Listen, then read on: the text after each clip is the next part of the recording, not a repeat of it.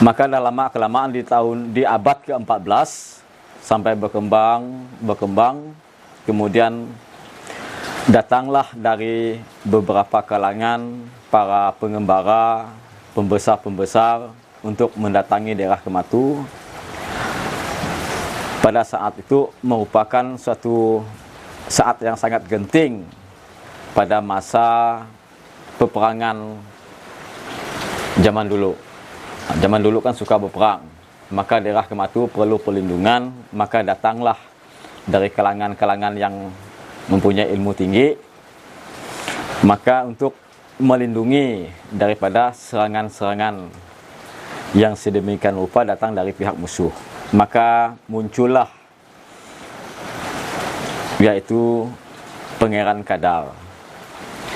Pangeran Kadar muncul ke Kematu, kemudian ia diberi kesempatan untuk memimpin di daerah Kematu dan diangkat menjadi raja di tahun 1725. Maka pemekaran kerajaan Kematu tahun 1725 itu mula-mula kerajaan Kematu dimekarkan, termasuk untuk penggantian kerajaan Sekadau pada saat itu. Jadi secara turun-temurun kerajaan Sekadau dari Siak Bulun kemudian muncul dengan secara sahnya di daerah Kematu di tahun 1722 yang dipimpin oleh Pangeran Kadar Sutadilaga. Pangeran Kadar pun menurut riwayat ia pun berasal dari anaknya dari Pangeran Engkong Prabubaya. Maka Pangeran Kadar menjadi raja di Kematu. Kemudian lama kelamaan menjelang beberapa tahun Pangeran Kadar pun mempunyai 2 orang anak. Yang pertama Pangeran Suma, yang kedua Abang Ripok, yang ketiga Dayang Serbunga yang putrinya. Jadi 3 orang anak itu tadi masing-masing mempunyai tempat kelahiran di Kematu. Maka pada saat itu Pangeran Suma sempat dikirim ayahandanya Pangeran Kadar ke daerah Mempawah untuk memperdalam ilmu agama. Maka setelah dewasa Pangeran Suma pun kembali lagi ke Kematu. Sempat ia melihat Muara Sekadau itu sangat cocok untuk dijadikan daerah perkembangan. Maka setelah datang ke Kematu, Pangeran Suma pun berniat hendak memindahkan pusat kerajaannya ke Munggu Ilik. Maka peristiwa itu yang terjadi berkebetulan dengan wafatnya Pangeran Kadar Sutadilaga, yaitu wafat, kemudian diganti oleh anaknya Pangeran Sumadilaga. Kemudian pada saat Pangeran Sumadilaga itu memikirkan atas penindak lanjut pemikirannya untuk memindahkan pusat kerajaan ke Sungai Barak, ke Munggu Ilik di tahun 1751.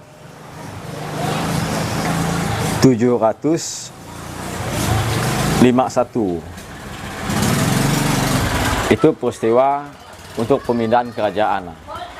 Berarti tahun 1751 Pangeran Suma pun untuk bergegas memutuskan bahwa memindah pusat kerajaan Kematu ke Munggu Ilik, Muara Sekadau.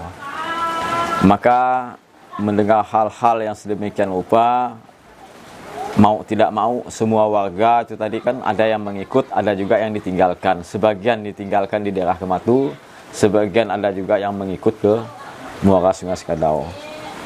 Sedangkan Muara Sungai Sekadau pada saatnya disebut dengan benua. Mungkin orang tua zaman dulu lah nyebut daerah Sekadau itu benua. kata orang tua zaman dulu, kalau mau milik ke Sekadau tuh kita ke benua dulu, berarti ke Sekadau ya bahasa. Maka di daerah benua itu tadilah Pangeran Suma sempat untuk meluaskan perkembangan, pusat perkembangan ke itu daerah kerajaannya sampai meluaskan. Kemudian sampai masuk kepada hajalnya, Pangeran Suma pun ingin bermaksud hendak bersilaturahmi ke Kematu, kemudian langsung jatuh sakit dan meninggal.